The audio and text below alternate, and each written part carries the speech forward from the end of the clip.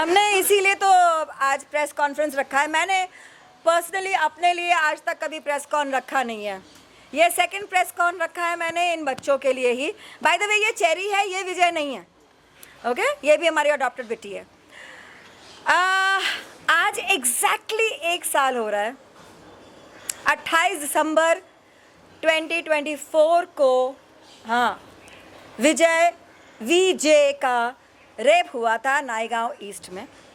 उसका केस चल रहा है वसई कोर्ट में। यकीन मानिए हमको कम से कम 1.5-2 महीने लग गए सिर्फ केस नंबर निकालने में। जो बच्ची थी जिसने रेस्क्यू किया था विजय को, वो पुलिस स्टेशन से कोर्ट जाती थी और कोर्ट से पुलिस स्टेशन। नंबर नहीं मिलता था कि कौन सा नंबर है हमारे केस का। अल्टीमेटली मैं गई तो मुझे भी 3 दिन एड़ी घसनी पड़ी सिर्फ नंबर निकालने के लिए, क्योंकि अल्टीमेटली मैं नायगांव पुलिस स्टेशन में बैठ गई जाके कि आज तो मैं बिना नंबर लिए जाऊंगी नहीं। और इत्तेफाक से आज मिला है हमें कोर्ट का नंबर, केस का नंबर, और कल हमारे केस की सुनवाई थी। जब वहाँ पे जज ने पूछा कि रिमांड का पेपर कहाँ है अक्यूज्ड का, तो पता लगता है कि उसको तो रिमांड में भी नहीं लिया गया था। 26 तारीख को सेकंड हियरिंग थी तो जज साहब नहीं थे। ऑब्वियसली छुट्टियों का मौसम है तो कोई सुनवाई नहीं हुई। तो बात यह है कि दुख इस बात का है कि जानवर के साथ ऐसा दुष्कर्म होता है तो भी हमें इतना दौड़ भाग करना पड़ता है। समझ में आता है इंसान के साथ होता है तो कितना ही करना पड़ता होगा, ख़ास तौर से उन लोगों के विरुद्ध अगर वो लोग जिन्होंने दुष्कर्म किया है कोई स्ट्रॉन्ग लोग हों, ऊंचे पद पे आसीन लोग हों। और जब से 377 ऑफ IPC हट गया है, BNS आ गया है, तब से तो आप लोग को पता ही है कि जानवरों को जब तक म्यूटिलेट ना हो जाए, उनका शरीर छिन्न भिन्न ना हो जाए, तब भी एक्चुअली देखा जाए कुछ ना होगा। यूँ कह लीजिए कि हम बेवकूफ़ हैं जो हम केस लड़ रहे हैं, क्योंकि हमें ये लग रहा है, हमने अपनी आँखों से देखी है विजय की तकलीफ़ को, हमने उसे महसूस किया है, देखा है स्वयं, और हमें एहसास हुआ है कि कितना ज़्यादा तकलीफ़ होता होगा किसी भी प्राणी को जिसको जिस्मानी तौर पे नोचा खसोटा उसे भेदा जाता होगा। हम ये केसेस सुनते हैं रेप के, इंसानों के भी जानवरों के भी, लेकिन आप में से किसी ने वो तकलीफ़ अपनी आँखों से नहीं देखी होगी। हमने वो तकलीफ़ जिया है उस बच्चे के साथ, बिकॉज़ वो इत्तू सा बच्चा हमारी ही गोद में दिन रात होता था, और हमारी आंखें नम होती थी उसको देख के, हमारे मुंह से शब्द नहीं निकलते थे, हम बस अंदर ही अंदर हमें तकलीफ़ होती थी कि मतलब यकीन मानिए रोंगटे खड़े हो जाने वाली तकलीफ़ होती थी। आप फरमाएं। इस मामले में केस हुआ तो जांच कहां तक पहुंची, कुछ बताएं, पुलिस वाले क्या कुछ? देखिए लड़का कहाँ, मतलब लड़के की फैमिली और लड़के की रहने की जगह तो पता है, लेकिन जब तक उसके आगे कोर्ट ही करेगी जो करेगी लड़के का, वैसे तो कुछ होने से रहा। यही सत्य है हर केस में। डिले क्यों हो रहा है, मतलब क्या कारण है और क्या हमारे? देखिए हमारे पास एनिमल्स को सुरक्षित करने के लिए देखा जाए तो कोई सुदृढ़ लॉज हैं ही नहीं। अगर आप देखें बिंदु का केस कांदिवली ईस्ट में, जिसके जिसके भग प्रदेश में वॉचमैन ने एक सरिया घुसा दिया था लोहे का, क्योंकि वो भौंक रही थी। उसके बच्चे थे, वॉचमैन जब पास से निकला तो वो भौंक रही थी। वॉचमैन को इतना गुस्सा आया कि उसने सरिया लोहे का लिया और घुसा दिया उसके भग प्रदेश में, और बिंदु मर गई। ओके, उस वॉचमैन को 3000 रुपीज का प्रॉमिसरी बेल पे रिहा कर दिया गया। अब ऐसा एक इंसान जो इतना गुस्सैल है, इतना गुस्सा भरा है उसमें कि वो किसी का प्राण ले सकता है आवाज करने पर। भौंकना भी तो एक तरीके का आवाज है, हम तो उसे ऐसे ही देखते हैं। तो क्या वो बाकी इंसानों के लिए कंप्लायंट है? बाकी इंसान और बच्चे उससे सुरक्षित हैं? बच्चे अगर खेल रहे हों, उनकी किलकारियां उसके कानों में अगर भेद रही हो कानों को, तो क्या वो बच्चा सेफ रहेगा ऐसे आदमी से? आप लोग को ये समझ में क्यों नहीं आता है? मतलब हमारी सिस्टम को, हमारी गवर्नमेंट को ये समझ में क्यों नहीं आता है कि जो इंसान जानवर को तकलीफ दे सकता है वो इंसान को भी तकलीफ दे सकता है। जो इंसान जानवर से इतनी नफरत कर सकता है कि उसको नेस्तो नाबूद करने पे तुला हुआ है, जगह से ख़त्म करने को तुला हुआ है, ऐसे शेल्टर्स जो एग्जिस्ट नहीं करते हैं वहाँ डालने पे तुला हुआ है।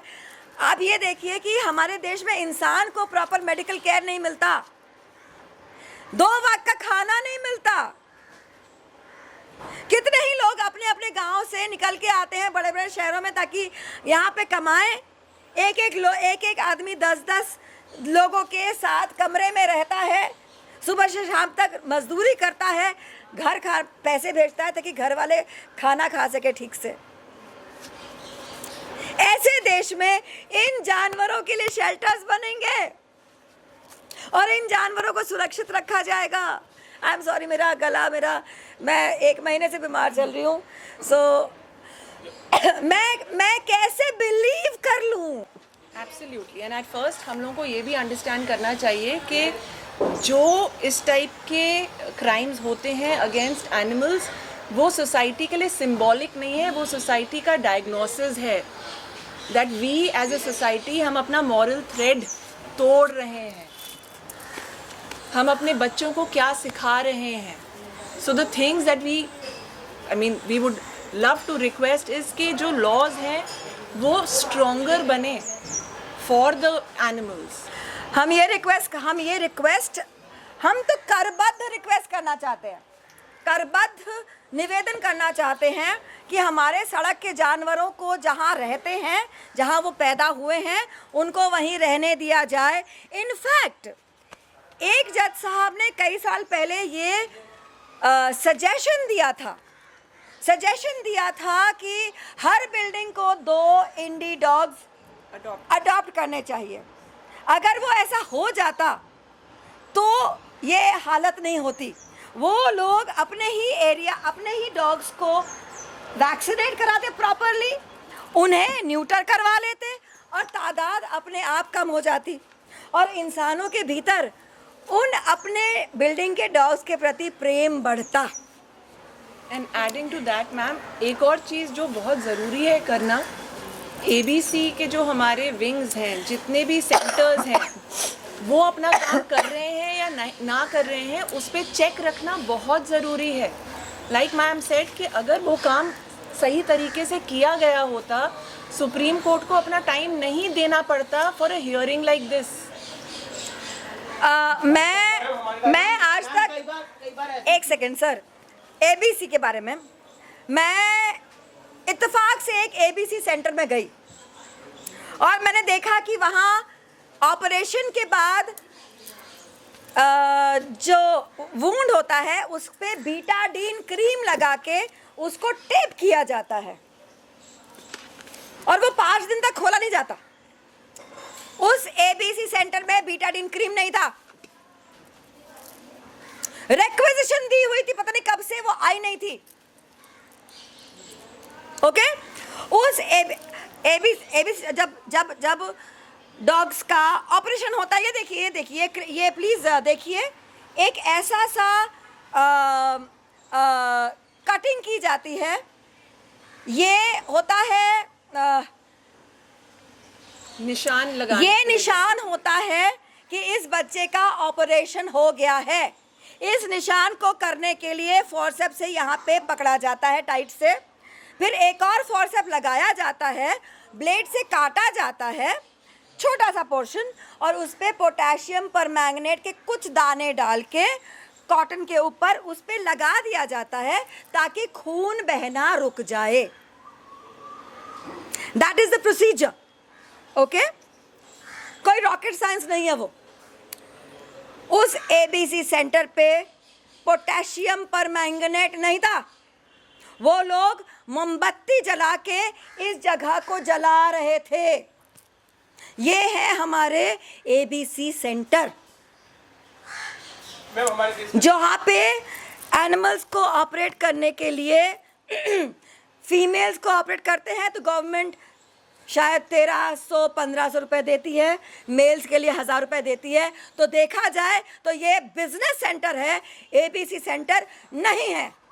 आपको तादाद कम करानी है ना, हम जैसे एनिमल लवर्स को सपोर्ट कीजिए, गवर्नमेंट हमको बुलाइए, हम करके देंगे। हम जो सारे फीडर्स हैं, हम मतलब फीडर्स एंड केयर गिवर्स, हमको बोलिए, हम करके देंगे। आपका काम सुनिश्चित तरीके से हम आपको करवा के देंगे, और अब तक कर भी रहे हैं।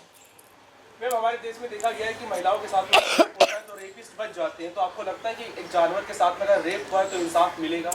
देखिए, एक 377 आईपीसी एक्ट का हट गया है, लेकिन एक ग्रुप ऑफ पीपल है जिन्होंने इस बात पे भी एक याचिका दायर की हुई है ऑलरेडी।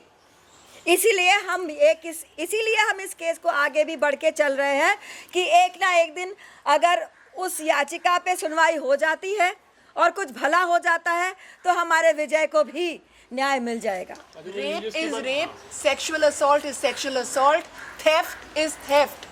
कोई डिफरेंशिएशन नहीं है, वो इंसान ही कर रहा है। आज कुत्ते के साथ कर रहा है, कल इंसान के साथ करेगा। We need to understand that. And please don't wait for rarest of rare cases to happen. जब तक you don't nip the bud at the budding stage, इस देश का एजुकेट योर चिल्ड्रन। सोसाइटी में हमारे छोटे छोटे ये मेले लगते रहते हैं, चाहे वो फेस्टिवल्स को लेके हों या चैरिटी को लेके हों। आई थिंक हमें प्रोग्राम्स क्रिएट करने चाहिए जहाँ पे हम बच्चों को एजुकेट करें कि अगर सामने से एक स्ट्रे एनिमल जा रहा है, फर्स्ट ऑफ ऑल स्ट्रे नहीं है, ये हमारे देसी बच्चे हैं। अगर देसी बच्चा जा रहा है, कैट हो, बुल हो, डॉग हो, how to be around them, हम वो सिखा ही नहीं पा रहे। As a generation I think we are failing. अच्छा, एक तरफ जहाँ पर एनिमल लवर्स हैं, वहाँ पर एनिमल से जो शिकार भी हुए, जिनको लोग बहुत सारे कुत्तों ने काट लिया है, तो वो लोग भी ऐसे हैं जो कहते हैं कि ये चीज़ सही हो रही, तो उनके लिए आप क्या कहोगे? Because they are totally opposite और उनके थॉट्स टोटली आपके अगेंस्ट जाते हैं। वो इसीलिए होता है, मैं बता रही हूँ ना, बचपन में मुझे सड़क के कुत्ते ने यहाँ पे पकड़ा था। करेक्ट, बहुत बार। क्योंकि वो खा रही थी, मम्मी कुत्ती थी, वो खा रही थी और मैं ट्वीट में करके निकल गई उसके बिल्कुल बगल से। उसको लगा मैं उसको खाना ले रही हूँ और उसने मुझे ऐसे पकड़ लिया। मेरे पिताजी जो डॉग लवर थे, उन्होंने मुझे छुड़ाया और 1997 तक मैं कुत्तों से बेइंतहा डरती थी। ओके, लेकिन जब समझ में आया तो आज देखिए, तो हर एक से क्यों आप किसी इंसान से पहली बार नहीं मिलते हो? आपको पता है वो इंसान आपको खंजर भोंकेगा या आपको चुम्मा देगा? केस क्या हो रहा है केस के ऊपर? मैं जो बात कर रही हूँ, तो अगर आपको पता है, जब आपको केस का तो बारे में मैंने बोल दिया था ना बेटा, अननोन पर्सन के साथ। हाँ, तो जब अगर आप किसी अनजान व्यक्ति से मिलते हो, आपको पता होता है क्या कि वो आपको खंजर भोंकेगा या आपको गले लगाएगा? नहीं पता है ना। तो आप कैसे जानोगे कि एक जानवर से मिलने के लिए आपको क्या करना होता है? जब तक कि आप जानना नहीं चाहोगे, आप अवगत नहीं होना चाहोगे, आप सीखना नहीं चाहोगे, आप कैसे इनके साथ एक राब्ता बनाओगे? और सिंपल सी चीज़ ये है कि हमें पता है कि रेप्स होते हैं, हमें पता है कि चोरी होती है, एक आदमी ने किया या औरत ने किया, क्या सारे आदमी रेपिस्ट हो गए? क्या सारे आदमी चोर हो गए या सारी औरतें मैनिपुलेटिव हो गई? नहीं ना, हर एक का एक पर्सनालिटी ट्रेट होता है। And please understand, for an animal to bite a human being there has to be a reason. वो बिना रीजन के कोई भी एनिमल आपको अटैक नहीं करेगा। लाइक शी सेड, अगर एक लेपर्ड का भी पेट भरा है ना और वो अपने एनवायरनमेंट में है, who is not feeling attacked. जैसे कि आपने बताया कि आप खुद करने को तैयार है एबीसी पूरे, क्या आप... नहीं, मैं तो करती आई हूँ। मैंने अपने एरिया के कम से कम 400 बच्चों का खुद एबीसी कराया है। 25 साल से मैं ये काम कर रही हूँ बेटा। एनजीओ तो मैं पिछले 5 साल से चला रही हूँ। मेरा एनजीओ सिर्फ मेडिकल सेंटर है जहाँ पे मोस्टली टूटे फूटे बीमार बच्चे आते हैं, उनका दवाई की जाती है। एबीसी भी करते हैं हम लोग, लेकिन वैसे देखिए एबीसी सेंटर चलाने के लिए ना बड़ी जगह चाहिए जहाँ पे कम से कम 1500 कुत्ते रखे जा सके एक वक्त पे। वो ना तो हमारे पास जगह है भाई, वो इंफ्रास्ट्रक्चर हमारे पास है नहीं। लेकिन कभी आपने कोशिश किया लोकल पॉलिटिशियन के पास जाके, जैसे कि असलम शेख बहुत बड़े पॉलिटिशियन हैं? नहीं, मैं भाई, मुझे पॉलिटिक्स से बहुत डर लगता है। बिना पॉलिटिक्स से कैसे आपको हेल्प मिलेगी? मुझे माफ कर दो।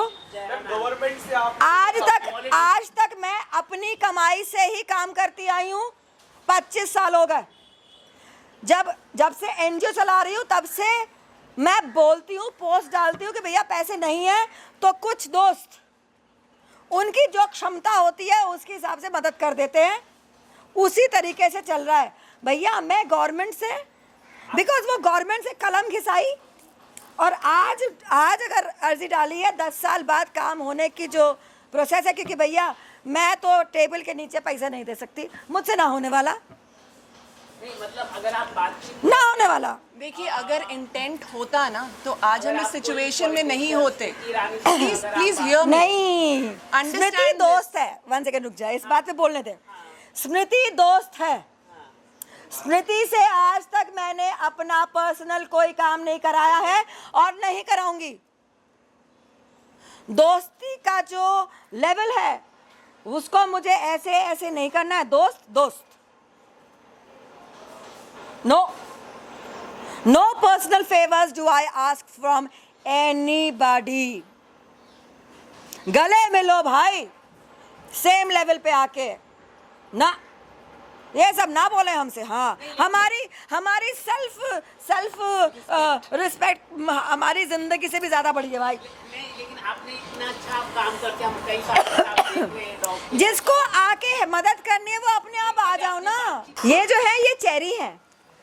चेरी अपने बिल्डिंग की इकलौती कुत्ती थी और आपने देख लिया कितना प्यार लुटा रही है हम पे।